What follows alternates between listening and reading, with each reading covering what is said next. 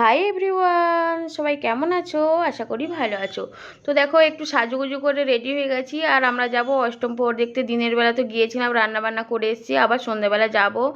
আর দেখো এত গরম পড়েছে, কি আর সাজবো, কিচ্ছু সাজিনি, জাস্ট একটু শাড়িটা পরেছি আর কিচ্ছু না। মেকআপ টেকআপ তো আমি কিচ্ছু করিনি, এমনিতেও করিনি। আর এখন তো প্রচণ্ড গরম, বাপরে বাপ, যেন সারা বছরই গরম। তো দেখো এখানে চলে এসেছি, আরতি হয়ে গেছে, আর দিয়ে সবাই একটু করে গোল গোল করে ঘুরছে, নাচ টাচ করছে, আনন্দও করছে।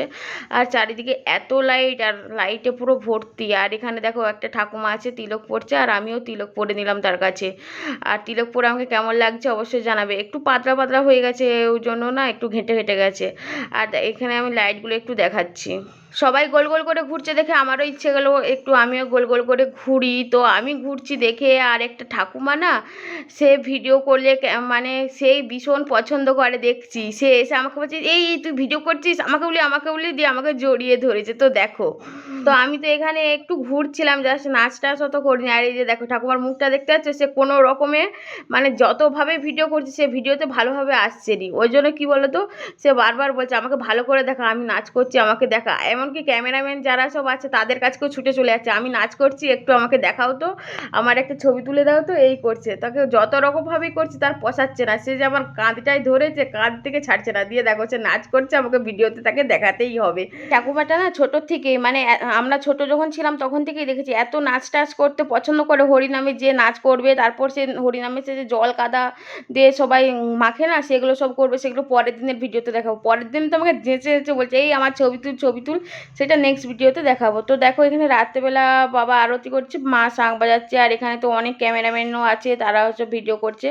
আর আমি একটু বাইরটায় এসে বসে আছি, মানে মন্দিরটারই উঁচুটা, সেখানটায় একটু বসেছিলাম, দাঁড়িয়েছিলাম। এত গরম, যাই করি কিছুতেই আমি শান্তি পাচ্ছি না, গরমের চোটে ভীষণ গরম লাগছে। আর এখান থেকে আমি দেখাচ্ছি বাইরের দিকে, এখানটায় হচ্ছে তুলসী মন্দির। আর এই যে দেখো চারিদিকে এত লাইট ক্যামেরা, আর চারিদিকে তো সিসিটিভি লাগানো আছে। তো দেখো তারপর এখানে দেখো কীর্তন হচ্ছে, আরেকটা দল কীর্তন করবে, দুটো দল কীর্তন হচ্ছিল, সেগুলো তোমাদের সাথে একটু শেয়ার করলাম।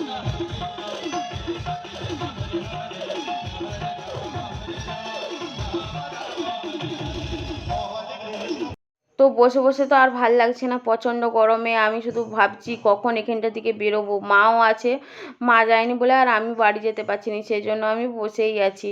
তো তারপর এখানে কীর্তন হচ্ছিল, আবার আরেক দল কীর্তন করছে, আমি তো বাইরে বেরিয়ে চলে এসেছি, আর ভালো লাগছিল না ওখানটায়, ওই জন্য এখানটায় ফাঁকটা এসে দাঁড়িয়েছিলাম। আর তারপর দূর থেকে একটু দেখছিলাম, ভিতরটায় আর ঢুকিনি।